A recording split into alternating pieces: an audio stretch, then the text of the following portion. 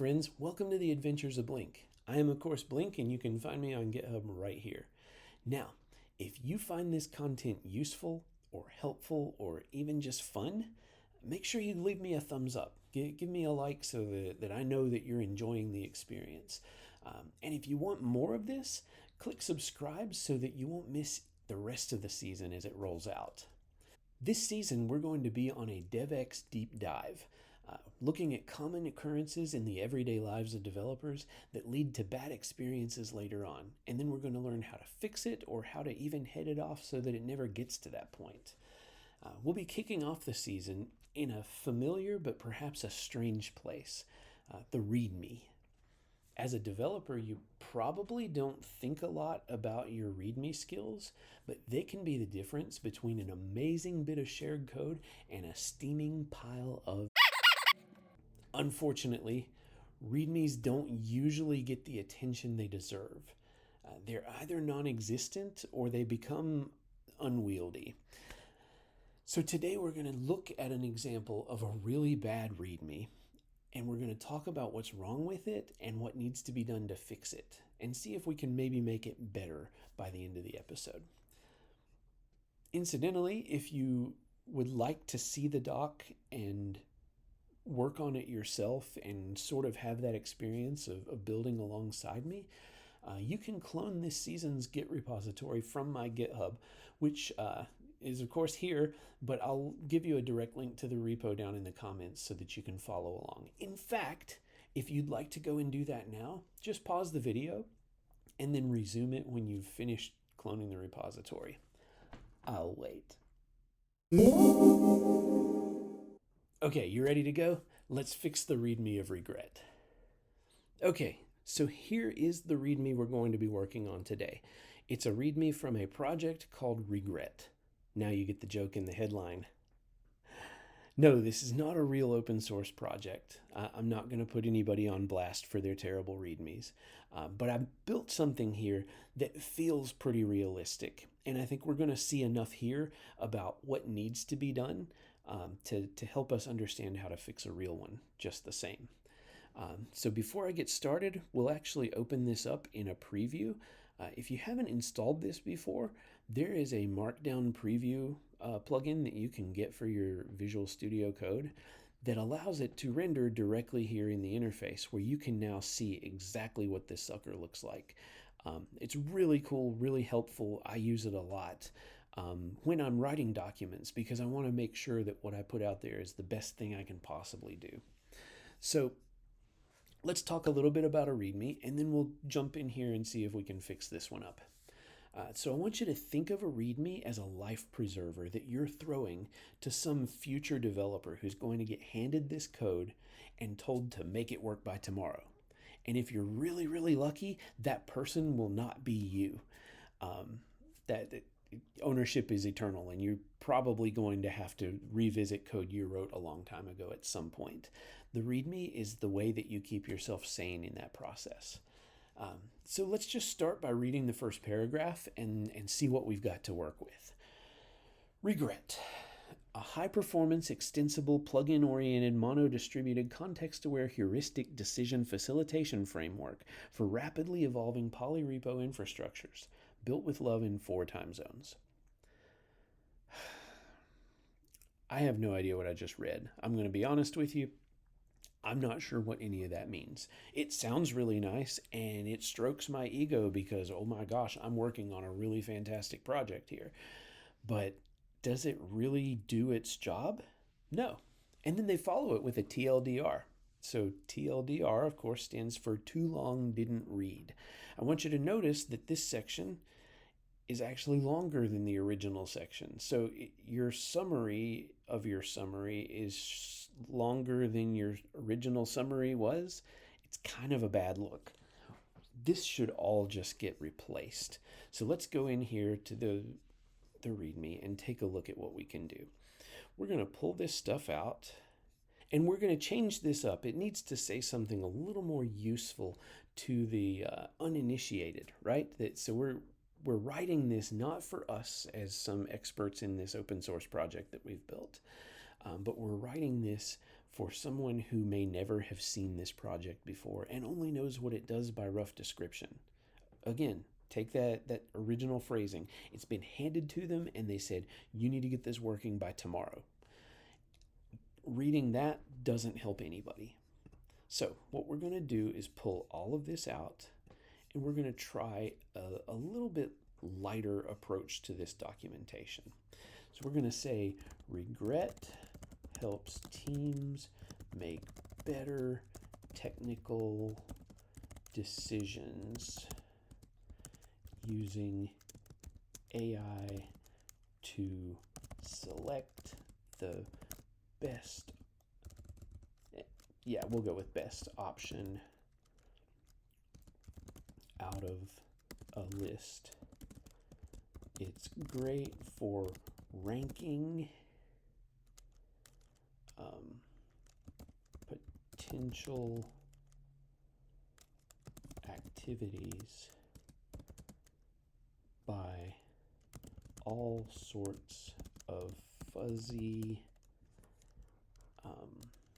criteria. Now that makes it a lot more interesting to the average reader. I don't need to know about whatever random heuristic framework or incredible PhD person's algorithm that you implemented. That doesn't help anybody. Yeah, it sounds cool and it, like I said, it strokes your ego, but it doesn't actually move the project forward. So having this in here in simple readable text, we're shooting usually for something in about the middle school reading range. We want somebody, 5th to 8th grade to be able to look at this and go, oh, that's what that project is about.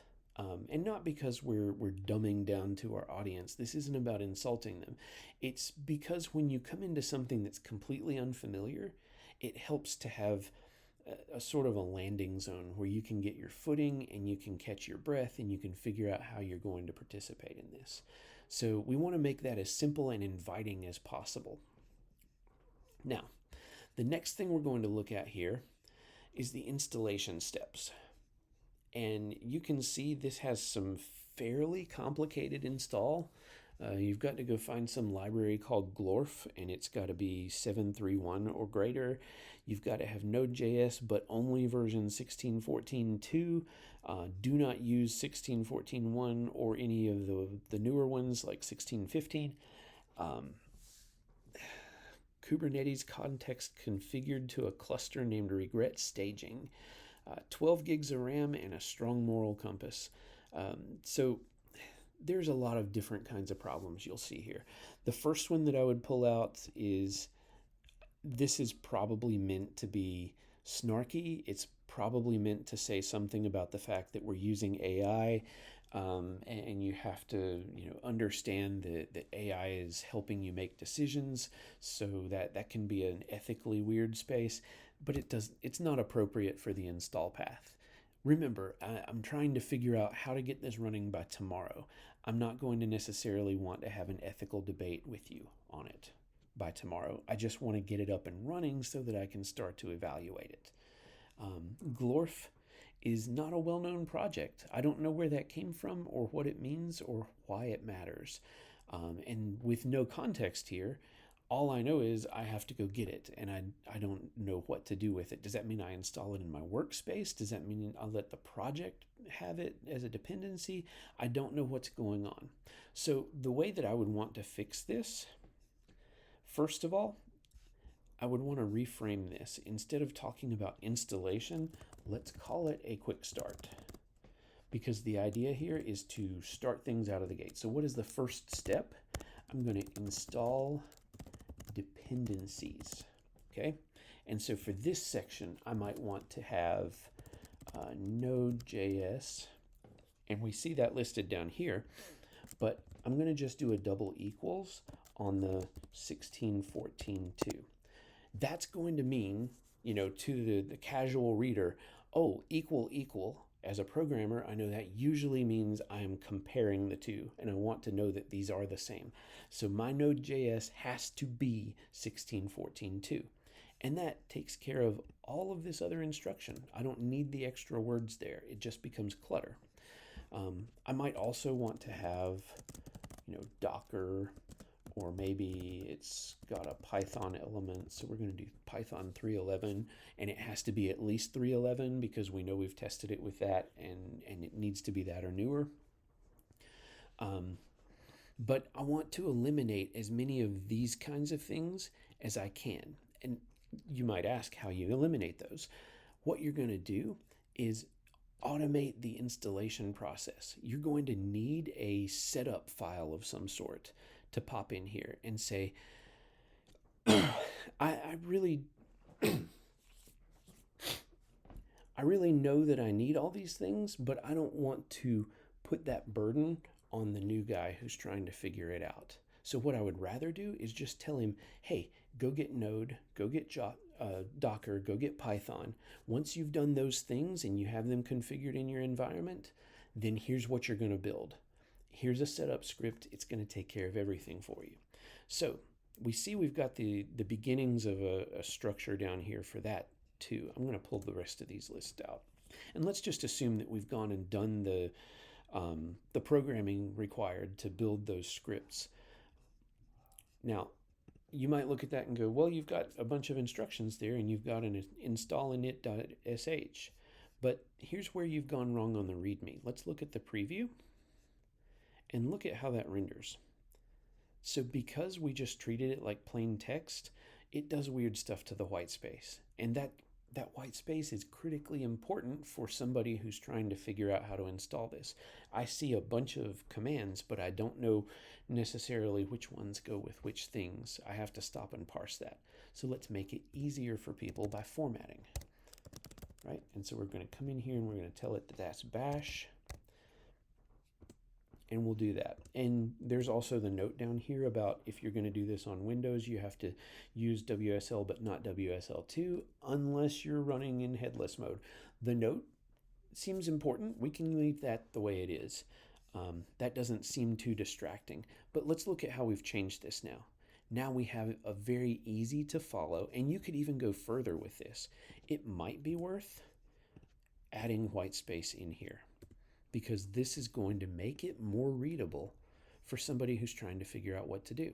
And in particular, if they're the kind of person who comes in and does copy paste a lot, then having everything smashed together means you might get a couple of those commands and you may not always want them to be able to run like that.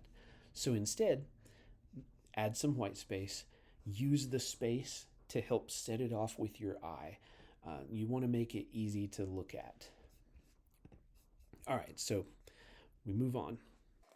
Okay, so let's move on and look at the architecture overview section. So in this section, first of all, we have an emoji here that I don't know that that's appropriate. We don't necessarily want the exploding head guy when we talk about the design of our system. We want to encourage people to think that we have an idea what's going on here, that it's not just hastily thrown together. So the first comment that shows up here says this diagram is auto-generated and may not reflect reality. Well, if you look at this in the preview mode, there's no diagram, and there's no evidence that there's supposed to be a diagram here other than the one comment. So don't do this kind of thing and then risk leaving it out there where somebody's going to be like, I really needed that diagram and it doesn't exist. Just bypass the comment altogether. Hey, we don't have a diagram, forget about it, move on. So let's see what else shows up in here. We use a hybrid lambda omega model. Now, I don't know what that is, so I would think that that should be something that should be a hyperlink. And I would suggest doing this. If it's an industry level term, then go find the Wikipedia page or something like that for it that you can send the reader directly to say, hey, I understand I'm using a big term here. This is where you can get some detail on what that term means. If it's an internal thing, like this is within your company repo or something, then maybe send them to the wiki page, within your company docs that explain what your model is. You could also do that with the diagram comment from before. If that diagram exists in some architecture library folder someplace, then make a direct link to it so that they can go pick it up and say, oh, look, here's the diagram for how this works. Now, as we read through these bullet points, I want you to notice that we're doing a lot of what we did in that first paragraph. We're starting to just use big marketing copy sort of buzzwords that make things a little more complicated than they should be. So I don't know what micronucleus means. If that's a term that we made up, it looks like it kind of is. I don't know that I would do anything here unless we've defined micronucleus, someplace in our docs or something. Otherwise, if you're just making up words to explain a concept, then I would leave it out. Talks over a message bus powered by Event Drip. Well, where did Event Drip come from? This is another place where I would link to the vendor's website or to some other level of documentation so that it helps us. Reads configuration from config++, a declarative inspirational YAML dialect. Okay, this part right here terrifies me because this sounds like we made something that sits on top of YAML that we call config++. And if we're doing those kinds of things, that needs to be deeply documented someplace. And I would argue that instead of having that sort of description, you should be sending me to wherever that thing is. Because at the moment you start extending YAML with some custom stuff that you're going to add into it, you're making things more complicated because somebody's going to see YAML and they're going to be like, oh, I know some YAML things. I should be fine with this. And they tear into it and not realize that it has custom tags or something. And then they make a huge mess. So make sure that you're sending them to deeper documentation. And that's sort of, I guess, the theme of the entire architecture overview section. We don't want people to just look at this and go, I kind of thought I knew what was going on. No, make sure they can get to deep documentation on every part of it.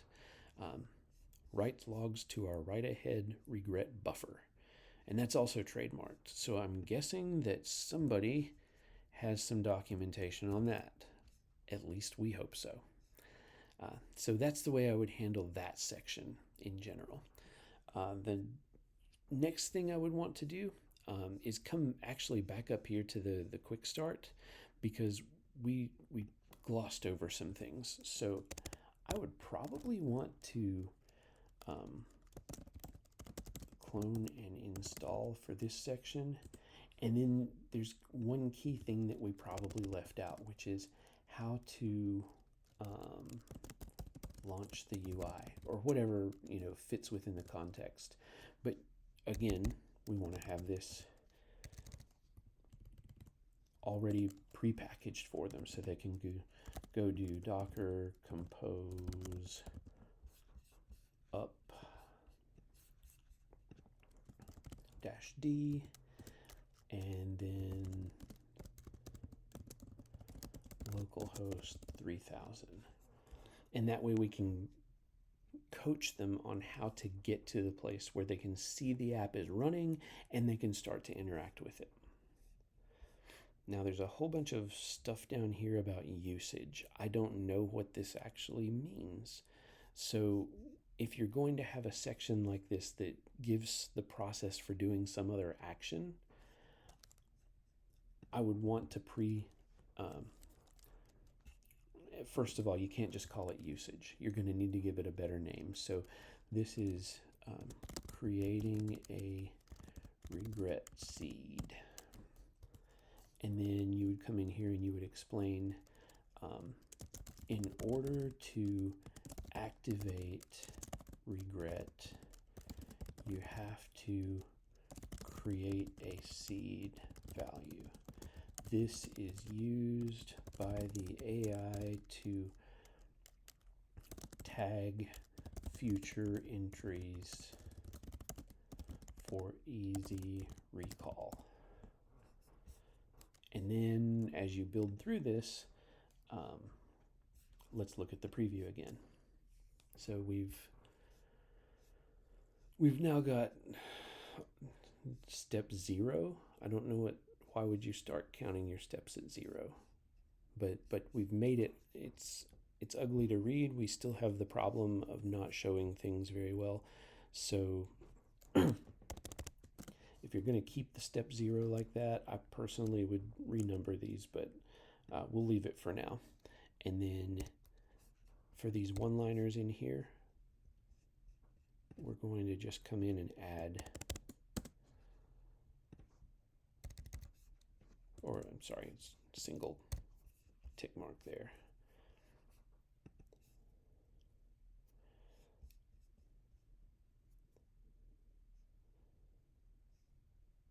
All right, and then we would do that.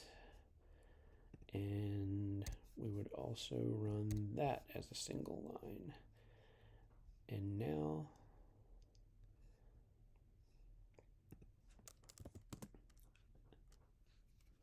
I would add that as sort of a block quote thing to pull it out. Let's see. This is a problem in your documentation.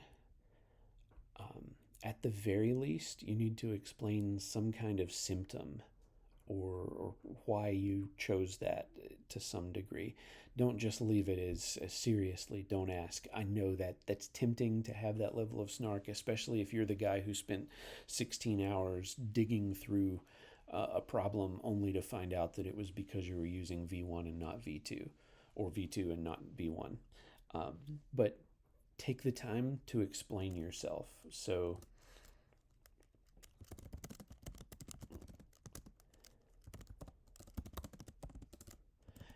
I'm making things up here, but it might be something along those lines.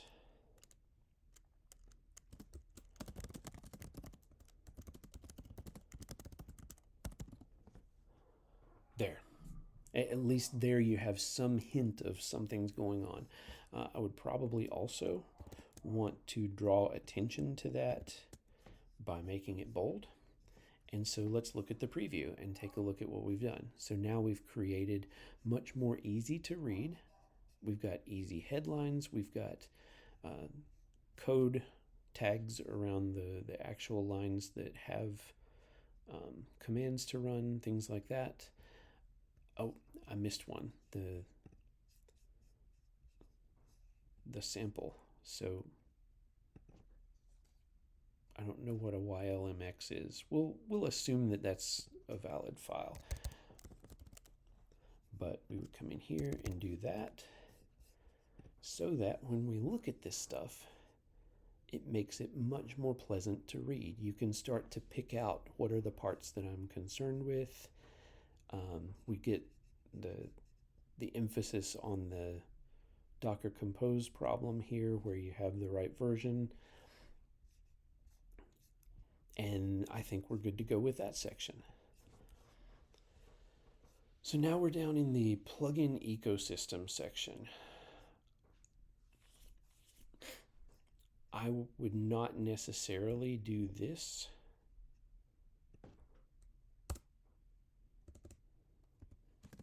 I would do it like this.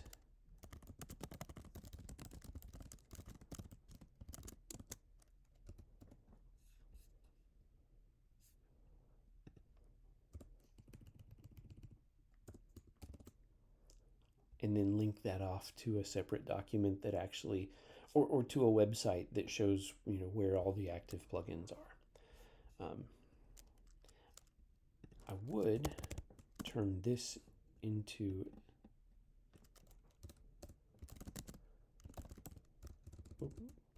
plugin. There we go. And then I would do that.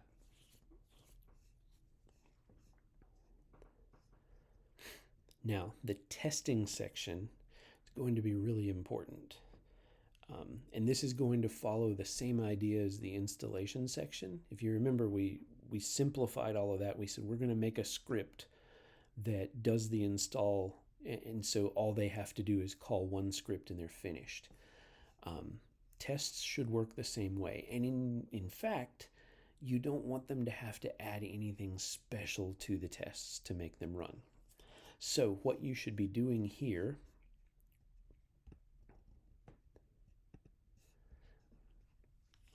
is first taking out the snark. I know.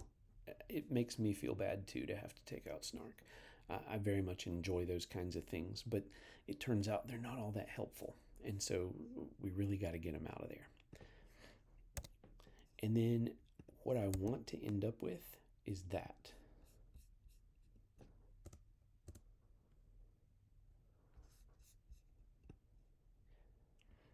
And this statement right here is actually a problem because you should be testing your application in a way that is repeatable. The goal here is that you run PyTest and you get a green light, and that means that everything's safely working. Don't allow yourself to get into this mess of, well, sometimes the test works and sometimes it doesn't. That's for you to solve and to get your project to where it needs to be. But notice that it's much simpler now. I can actually start the thing up and just go PyTest, and it kicks off everything. That's the way we want to think. Don't make them do extra work. Even if you're going to document it, still don't make them do the extra work. You want to make this as simple as possible to use.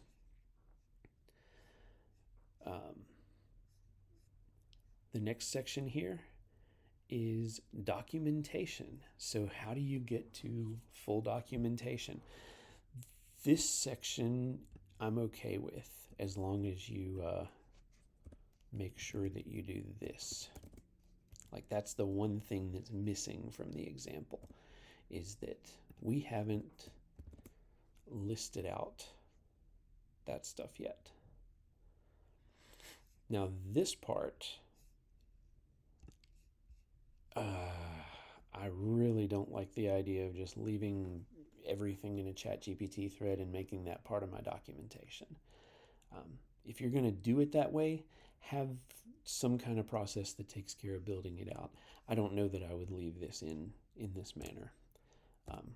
That seems like something that we would set aside, or you could even come in here and say, we're experimenting with this.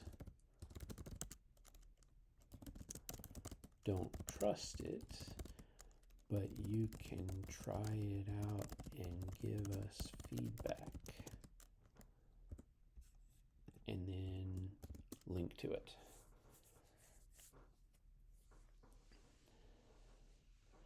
That way you still have it in the README where somebody can see that it's there and that there's progress being made, but they're not tied to it.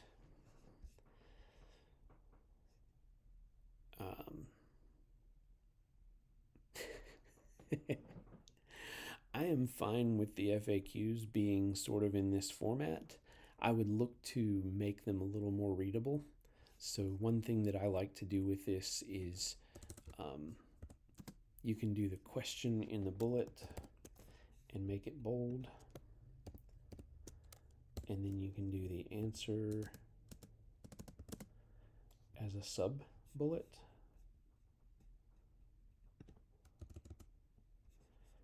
And that structure makes it easy to consume. The Q&A here is hilarious to me because it's AI generated things, and of course it had no idea what to put in a FAQ, so it just kind of made some stuff up. But let's go on ahead and fix the formatting there and drop that in like that. Now, when we look at that preview, let's see what we've got.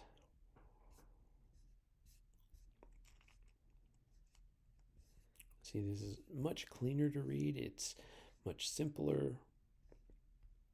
We're trying to get to the point where we can hand this off and somebody can run with it.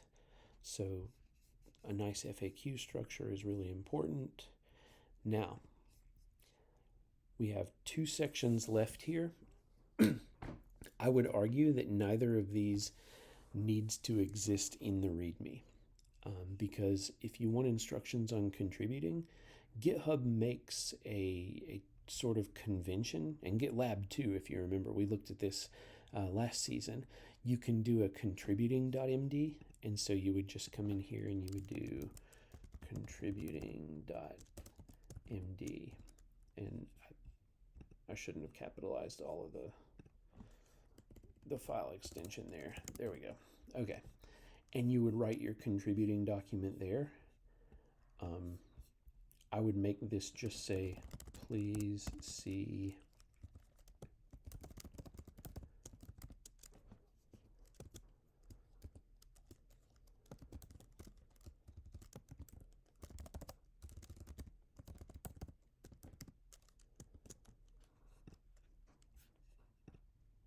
and the same for the license.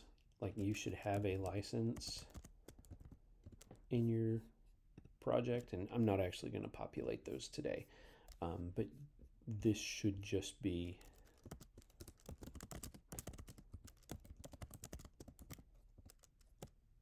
like that.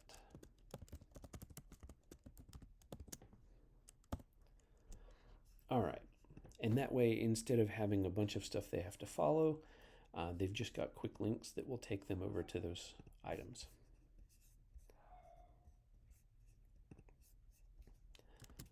So there you have it. That's what I would do to clean up this README. And if we were to, let's open the preview again, and I'm going to make things small so you can sort of see this on the whole page. That's a much cleaner look. It's a much more focused look. So when I hand this to a developer who needs to learn how to use it, everything they need is right there. They suddenly have the ability to consume this information quickly and get to the place where they can make it work more quickly. That's what's important, and that's the goal of a README. All right, so that wraps up the first adventure of Blink in Season 4. Our DevX deep dive is well underway, and I am super excited. I believe that a good developer experience is absolutely a force multiplier.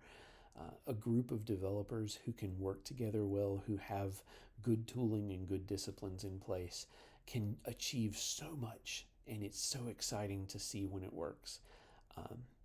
So I'm looking forward to what we do this season. I think it's going to be a lot of fun. Until next time, we'll see you around. Happy coding.